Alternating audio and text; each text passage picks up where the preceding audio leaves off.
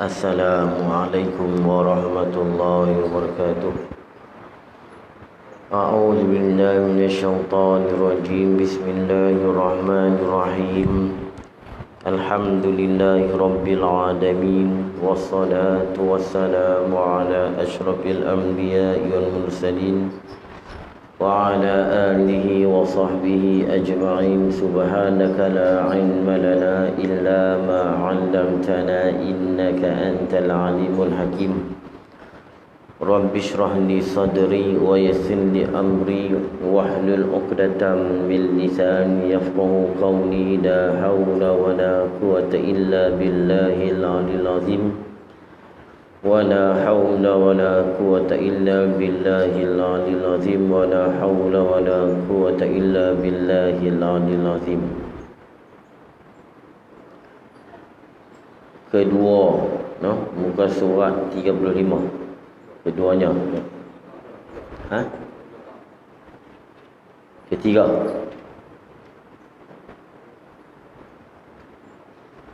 Ketiganya. Bismillahirrahmanirrahim. Kata Syekh Tuan Husin bin Muhammad Nasir rahimahullahu ta'ala, nafa'ana bihi wa bi'ulumihi fid darain amin ya rabbal alamin. Ketiganya, hendak tetap hati engkau bergantung dan berserah kepada Allah segala pekerjaan engkau. Hari itu disebut tidak yang terlebih memberi manfaat di dalam kita nak meninggalkan dunia dan nak berpaling daripada makhluk dan lawan syaitan dan lawan hawa nafsu, melainkan dengan 7 belah. Kena dengar elok ni. Sebab yang menghalang kita daripada mengingat Allah ataupun sampai kepada redha Allah, dunia, makhluk, syaitan, hawa nafsu. Hak ni lah penghalang yang nombor satu, yang paling kuat, yang menjerumuskan kita dalam maksiat. Jadi Tok Syekh sebut ubat dia, ubat yang terlebih memberi manfaat dan berkesan untuk kita berpaling daripada dunia, makhluk, syaitan dan hawa nafsu. Hari itu disebut, pertama, yakin engkau dan ikut berpegang dengan apa yang Allah Ta'ala, berpegang dengan barang yang Allah Ta'ala dan Rasul cakap. Ini pegang dengan ayat dan pegang dengan hadis. Jangan duk percaya hak lain. Ni dalam nak lawan nafsu ni. Yang kedua, kita kena taat Allah dan Rasul. Jangan taat yang lain. Ati'ullah wa Rasul. Ati'ullah wa ati'ur Rasul. Tu. Ati'ullah wa Rasulahu. Itu pun kita dah bahas dah. Yang ketiga, malam ini hendak tetap hati engkau bergantung dan berserah kepada Allah. Iktimad dan tawakal kepada Allah. Ketiganya, hendak tetap hati engkau bergantung, dia panggil al-i'timad, dan berserah ni at-tawakkul kepada Allah. Kepada Allah segala pekerjaan ni, urusan kau serah kepada Allah. Hanya kita bergantung hati kita ni kepada Allah.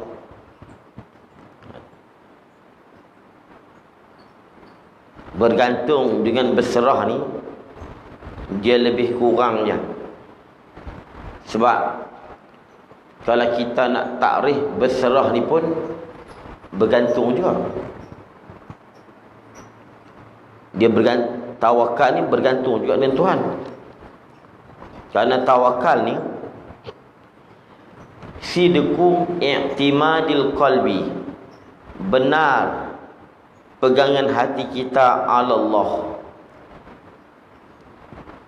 Sidqu i'timadil qalbi ala Allah, benar bergantung hati ke atas Tuhan.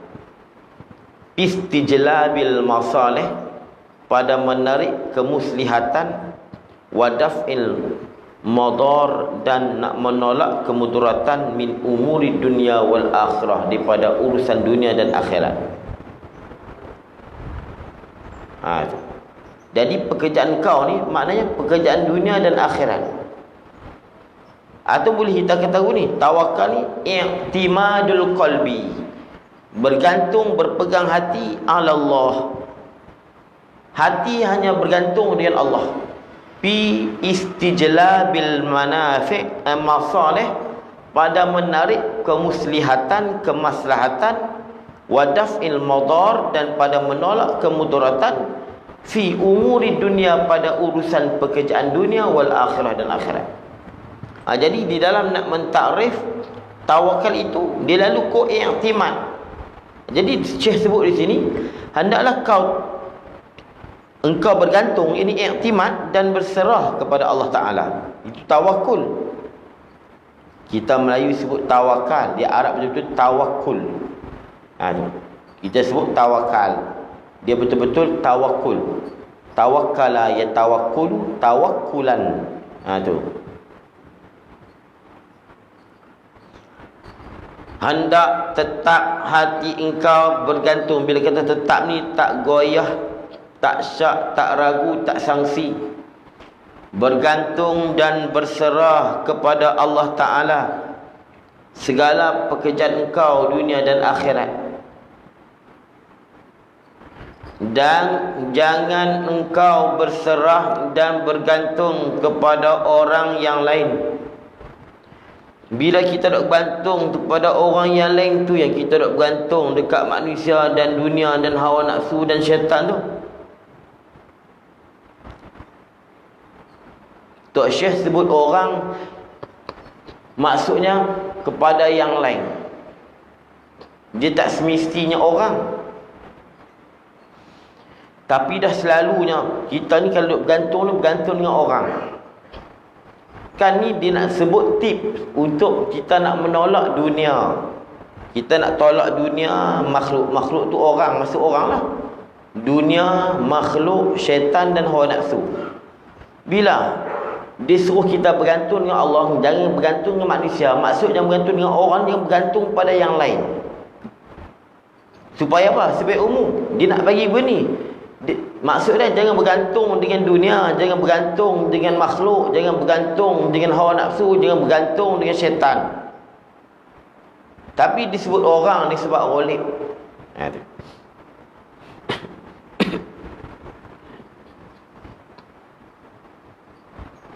Tu mula nak gelecek. Malam hari baca kitab Faridah. Malaikat ni seorang. Dia kata malaikat berapa seorang lagi. Dia nak buat macam mana orang dulu cakap macam tu. Malaikat berorang. Malaikat ni seorang makhluk Tuhan. Dia bukan seorang. Tapi kita jangan iktiraf tu bahasa orang dulu begitu. Bahasa orang dulu sebut seorang. Dia nak iktimad dan tawakul di atas Tuhan ni, bukan maknanya kita bergantung dengan Allah dan tak bergantung dengan orang. Maknanya tu kalau tak bergantung dengan orang, mana bergantung dengan syaitan boleh? Tak. Orang tu mewakili habis belakang. Itu ghalib. Dia panggil qaidul ghalib fala mafhumalah. Kita kek dengan ghalib tak boleh kita faham. Tak boleh kita faham dengan ghalib tu. Itu ghalib yang dia panggil qaidul ghalib fala mafhumalah. Hak aku sebut ni hak ghalib. Hak ghalib tak boleh faham kata takat tu je. Dia ada al-adat fala mafhumalah. Tu supik tu. Al-laqabu fala mafhumalah.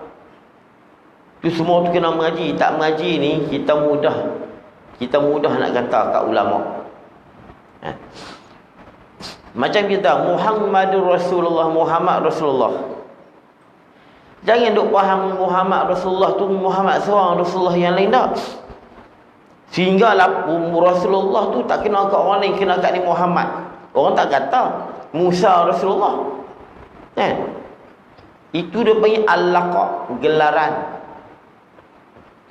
Itu gelaran pada Nabi Muhammad Rasulullah. Bila sebut Rasulullah, tak nanti Muhammad tak apa. Rasulullah, Muhammad selalu dah Rasulullah SAW, tidak. Rasulullah ni Isa Rasulullah. Itu kat sallallahu alaihi wasallam. Tapi bila sebut Rasulullah kena kat Muhammad, itu lebih laqab, gelaran. Al-laqabu fala mafhumalah. Maknanya apa? Tak terhenti kita nak faham Rasulullah tu hanya kena kat Muhammad, Nabi lain begitu juga. Itu al-adat wala mafhumalah. Aduh. Lepas tu adalah hadis kadang-kadang sebut 4, kadang-kadang sebut 5 macam kelebihan semayang. 27, 25, 23. Jangan kita faham takat 27 tu ya. Kemungkinan dia boleh lebih. Lebih sama ada lebih pada kam atau lebih pada kaif. Lebih ni mana dia bertambah, dia gemuk. Kalau ikan seekor macam 2 ekor gemuk. Atau lebih pada kam pada bilangan, mana ikan seekor jadi 2 ekor. Tapi sama berat dengan ikan hak seekor tu, hak besar tu. Ada. Ni benar-benar ni kita nak kena mengaji. Kalau tak mengaji jangan duk sembang, duk kata kat ulama. Duk faham hadis seorang-seorang sendiri. Ni siap kata Imam Syafi'i pula berdalil. Tak reti berdalil hadis. Baca kunut. Macam-macam bunyi lah. Hari Jumaat tak payah angkat tangan. Tu imam doa. Kita baca hadis ikut kepala otak kita. Kepala otak kita ni tak banyak ilmu. Kemudian duk pergi kata ulama tak betul pula. Ikut kepala otak hang. Ni nak marah ni. Cuba ikut kepala otak ulama. Dia tak boleh, tak boleh duk baca kitab.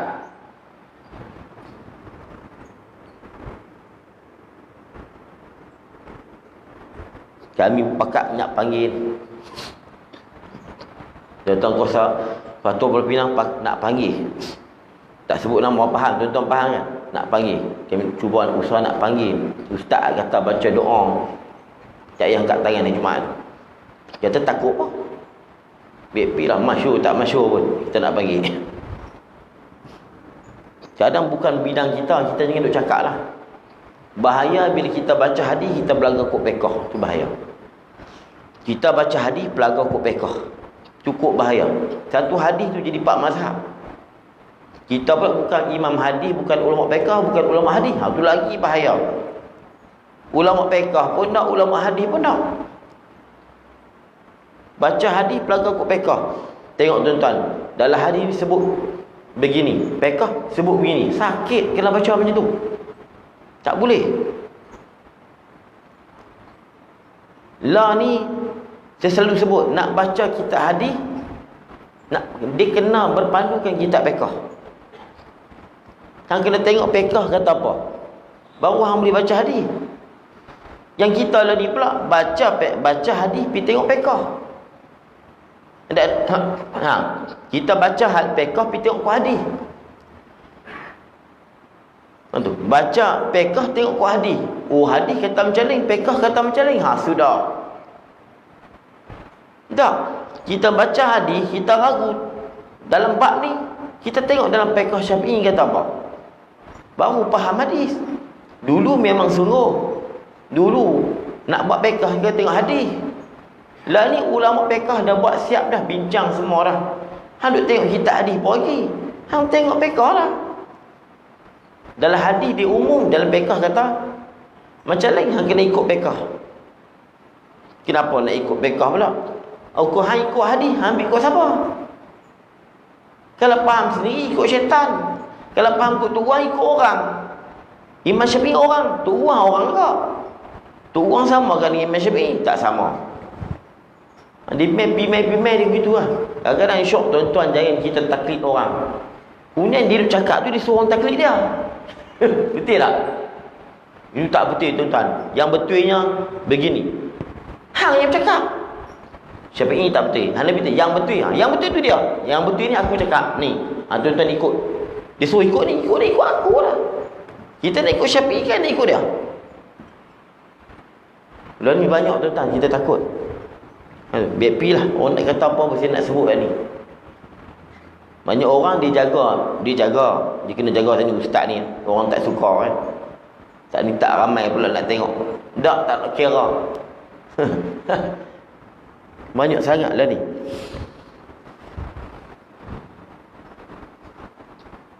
Banyak orang lagi yang benda ni senyap sikit dah. Bagus juga kesan. Tak mau sebut nama lah. Kami panggil. Bunyi-bunyi panggil. Ni kami nak panggil ni. Ni besar sikit dah. Banyak orang. Oh macam mana nak panggil orang ni. Tak apa panggil. Tak apa. Bagi aku seorang. Tak apa dia cakap dengan dia. Panggil lah 2 orang sebelum ni. Kami sebut tuan-tuan berkenaan.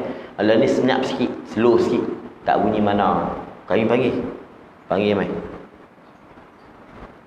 Sama Pulau Pinang macam-macam. Kodiani. Kodiani ni kami nak panggil. Panggil sekali ni berdebat terus. Panggil baru ni dia hanya main cerita saja. Sekali lagi dia main nak berdebat terus. Kodiani. Ni apa dah Hizbut Tahrir. Ni pun kami nak panggil Hizbut Tahrir. Teruk ke jawatan ni? Nak duduk lawan dengan orang. Panggil orang hebat-hebat pula tu. Mereka terkenal, kita tak.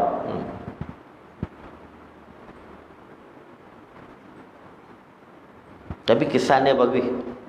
Senyap banyak lah. Kan? Kalau siapa yang kenal faham lah. Dia tak ada senyap terus tapi hingga sikit. Hingga sikit. Kalau dia cakap banyak, mari aku nak jumpa. Dulu dia cakap lain, lalu dia cakap lain.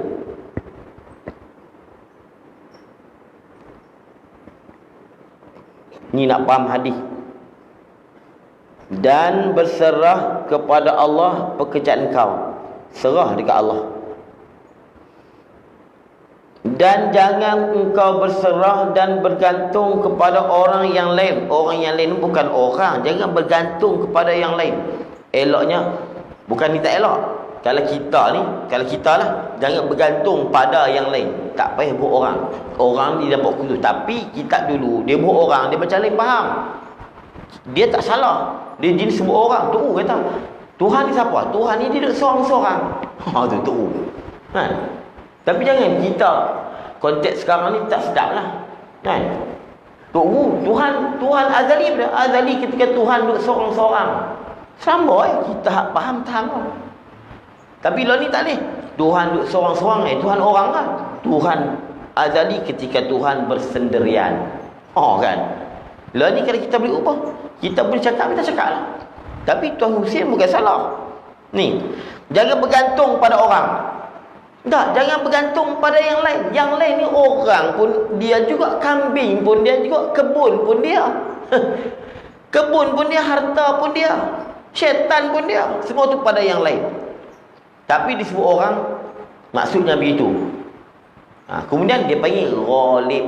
Qaidul ghalib pala mafhumalah. Duduk pusing mic tu, main saya pun lupa duduk cerita mic al-adad pala mafhumalah, al-laqab pala mafhumalah. Cuma kita tak faham ni senyap sudah mengaji lah. Mengaji kat tu.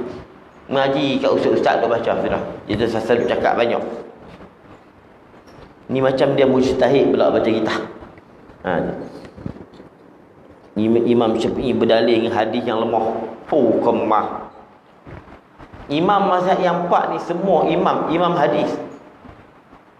Imam Syafi'i dia ada musnad. Imam Malik dia ada muwatta. Pok ni ada kitab hadis belakang. Cuma masyhur tak masyhur, tapi apa pun depa ni ulama hadis.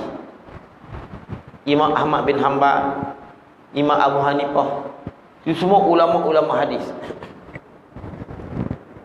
Dan mereka juga ulama fiqh.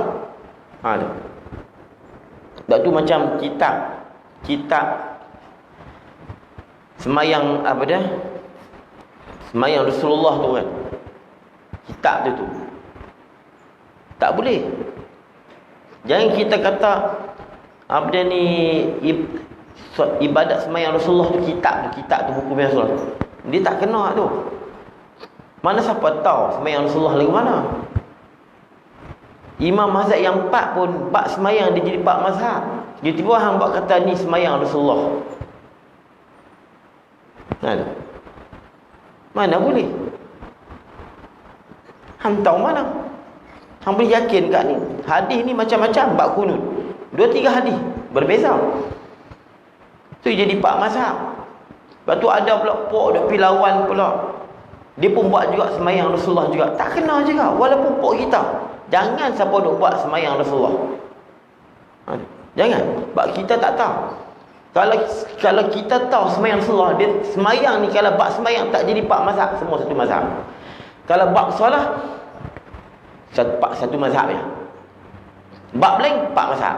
Tak, bab semayang pun 4 mazhab. Takbir pun 4 mazhab. Tak sini, tak sini, tak sini, 4 mazhab. Tiba-tiba hang buat solat Rasulullah. Pandai-pandai. Pandai-pandai duk pergi buat solat Rasulullah pula. Kita hak lawan dia. Aku pun buat juga solat Rasulullah. Hang pun tak kena. Tak kira hang ahli sunnah ke tok pondok ke tak kena. Jangan duk pergi buat solat Rasulullah. Tak ada siapa tahu. Semayang pun jadi 4 mazhab kita duk pergi kata solat Rasulullah. Ada buku orang buat. Berani. Mereka berani pula tu kan. Ada pok kita ada jawab pula. Tu pun tak betul. Tak nak siapa tahu semayang Rasulullah. Dia seolah macam apa? Ni Rasulullah lain tak. Habis tu kenapa jadi 4 mazhab? Syafi'i faham macam lain. Hanafi faham macam lain. Hambali faham macam lain. Maliki faham macam lain. Padahal mereka ni ulama hadis.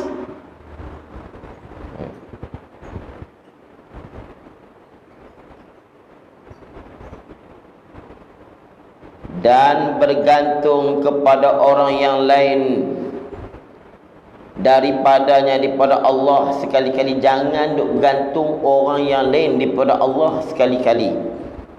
Kenapa? Kerana orang yang lain itu dekat ghalib. Kerana orang yang lain daripada Allah, iaitu orang yang lain daripada Allah, lemah ia dan jahil ia daripada segala pekerjaan kau. Dia bukan tahu hal ehwal kau. Kenapa kita duk bergantung dengan orang? Ini kita ambil yang ghalib. Ghalibnya manusia bergantung dengan orang. Baik. Kerana apa? Tok Syekh Husin kata apa? Kerana orang yang lain daripada Allah, lemah ia dan jahil ia, tak tahu ia daripada segala pekerjaan kau.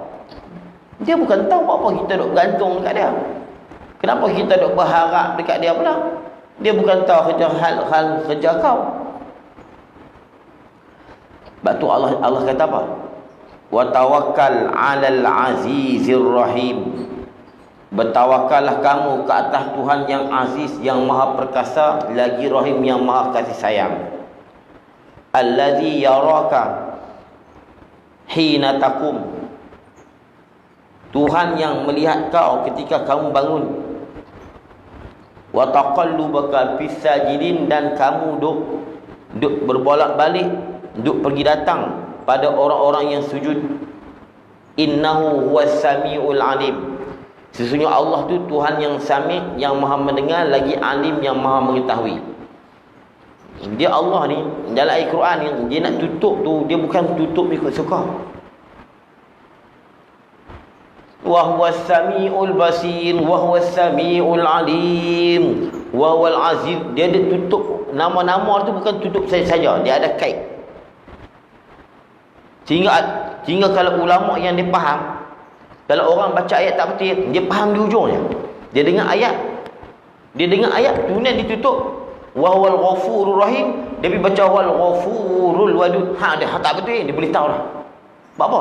Dia nak tutup ni, dia sangkut dengan hadapan. Allah ni dia bukan ikut suka dia nak tutup di belakang. Alhamdulillahirabbil alamin arrahmanir rahim. Kenapa dia tak kata alhamdulillahirabbil alamin? Tu al-ghafurul karim. Orang kerti dia tak betul ni hang tutup ni. Kenapa dia sebut ar-rahmanir rahim? Sebab Rabbul alamin, Tuhan sekalian alam. Bila kata Tuhan sekalian alam, kita takut Allah Tuhan sekalian alam. Ar-rahmanir rahim, yang maha pengasih lagi maha penyayang. Dia gua sikit. Faham? Tu. Tapi kan nak cerita ni Cina lah. Saya nak tunjuklah abang ya. Maliki yaumiddin, iyyaka na'budu wa iyyaka nasta'in, di belakang. Sebab tu dia tutup Ar-Rahmanir Rahim. Sebab alhamdulillah Rabbil alamin. Rabbil alamin ni Tuhan sekalian alam yang ada. Dia Tuhan. Bila kata Tuhan, oh takut.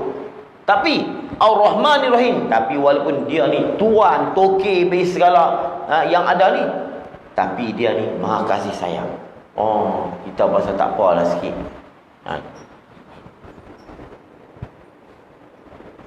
Ni macam ayat saya baca tadi. Wa tawakkal 'alal 'azizir rahim allazi yaraka hina taqum wa taqallubuka fis sajidin innahu huwas samiul alim. Dia tu amat mendengar lagi amat mengetahui. Dia nak kata apa? Bertawakallah ke atas Tuhan. Sebab apa? Dia sami, dia dengar apa yang kata, dan dia alim, dia tahu apa yang kamu buat. Dia dengar dan dia tahu.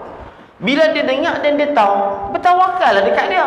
Hang duk bertawakal dekat manusia apa? Manusia bukan dengar ketika hang duk merayu tengah malam.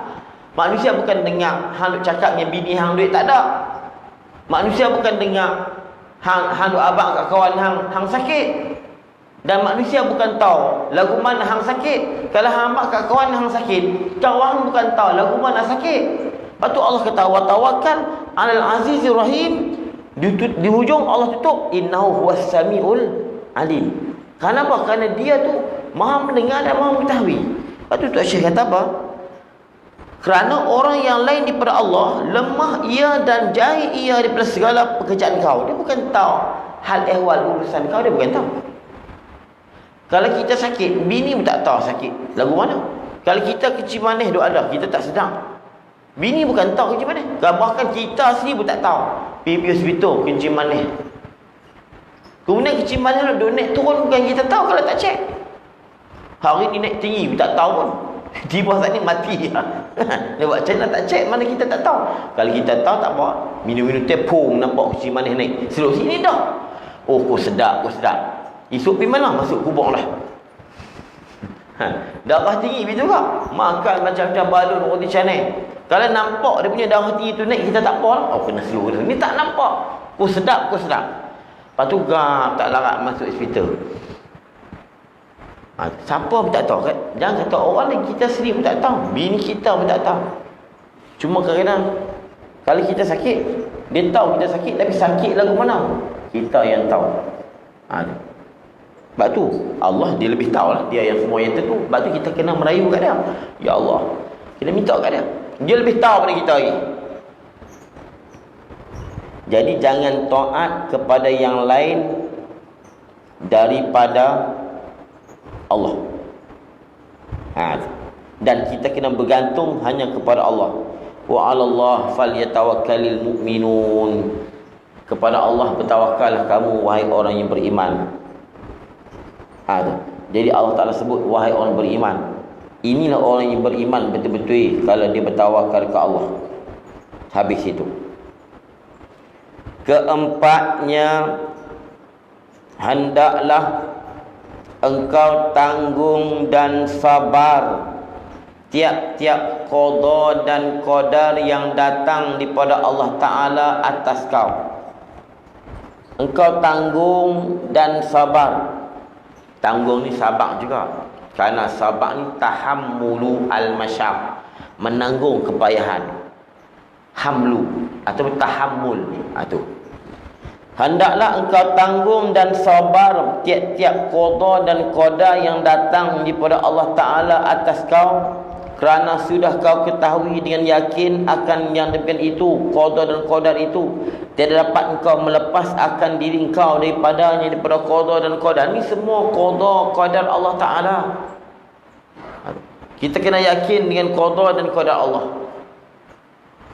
Bila kata ini semua qada dan qadar Allah, di samping kita berserah dekat dia, kita berpegang dekat dia, di samping kita percaya dekat dia, dan banyak lagi ni, 6, 7 ni kita mungkin tak ada nak baca yang kelima ni. InsyaAllah Allah tak akan ambil, Allah akan, bahasa kita lah, ambil alih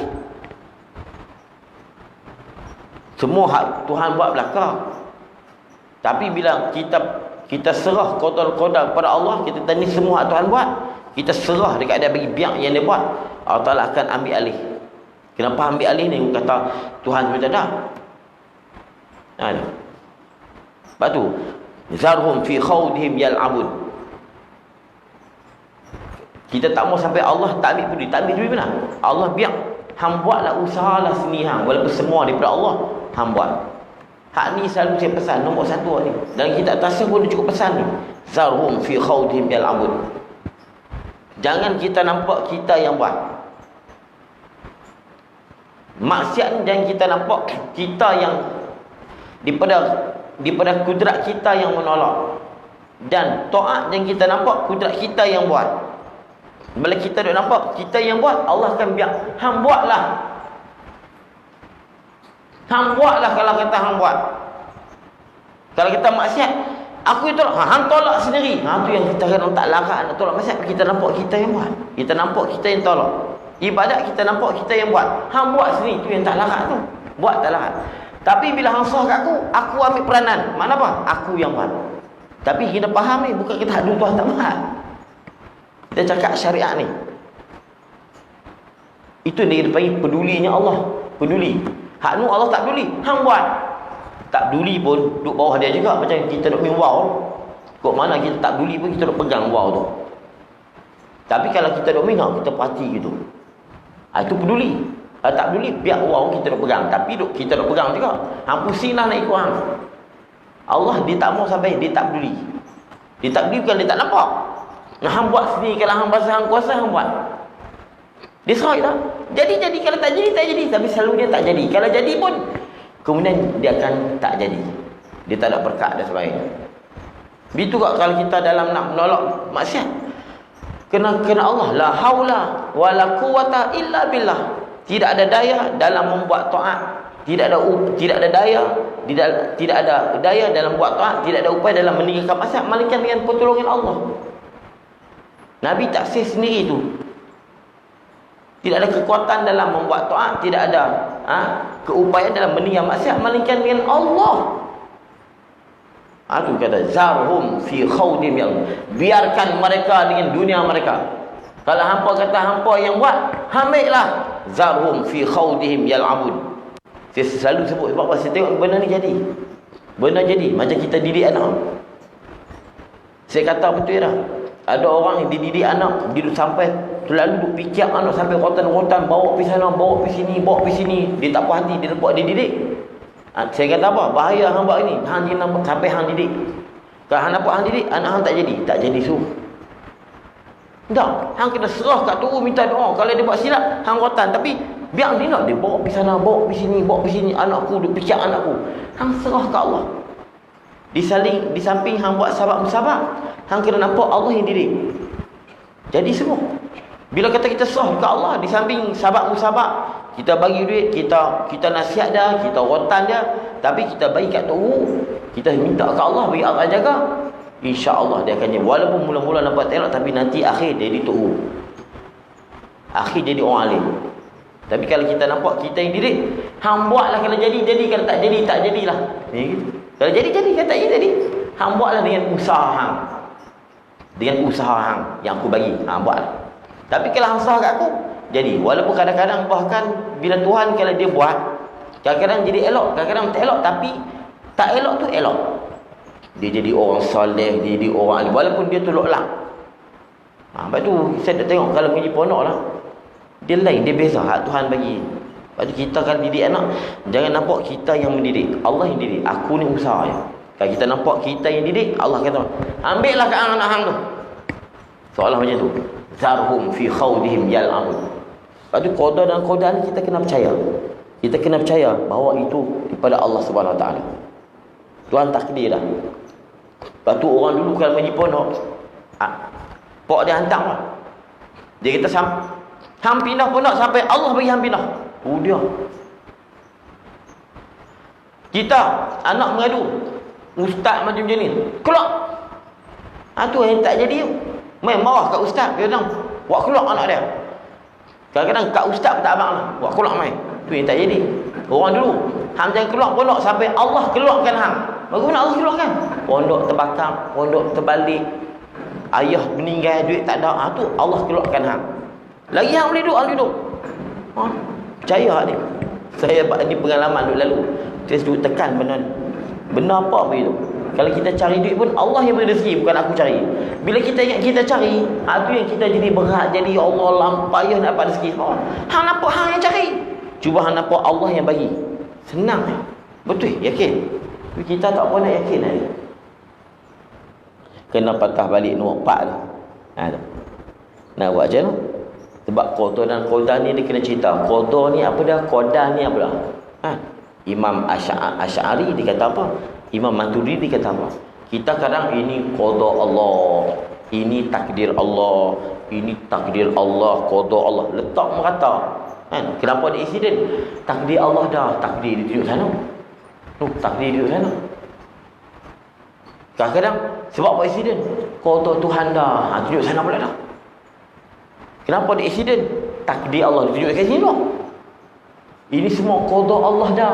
Tunjuk kat sini. Kadang-kadang takdir Allah tunjuk kat sana. Hak mana satu? Qada dengan qadar ni hak mana? Kalau dia accident hari ni berdebung. Mungkin ini takdir dan ini qada, dah hak di sana tu. Qada dan takdir. Dia ada di antara imam mazhab Abu Hasan Asy'ari yang Muslim Maturidi, dia ada di situ ada huraian sikit tentang qada dan qadar yang saya tak boleh nak baca, dan kita kena terpaksa kena unuk balik. Keempatnya, hendaklah kau tanggung sabar tiap-tiap qada dan qadar yang datang daripada Allah. Apa qada dan apa qadar. Kena buat di situ. Wallahu subhanahu wa ta'ala bisawab. Bismillahirrahmanirrahim. Ya Rabbana lakal hamdu kama yanbaghi li jalalika wa sultanika. Allahumma salli wa sallim. دعانا إنك أنت السميع العليم وتب علينا يا مولانا إنك أنت التواب اللهم افتح علينا فتوح العافية وانشر علينا برحمتك يا أرحم الراحمين نسألك اللهم من الخائفين وإنابة المخبتين وإخلاص الموكلين والشكر الصابرين وتوبة الصديقين ربنا آتنا في الدنيا حسنة وقنا عذاب النار وصلى الله على سيدنا محمد وعلى آله وصحبه وسلم الحمد لله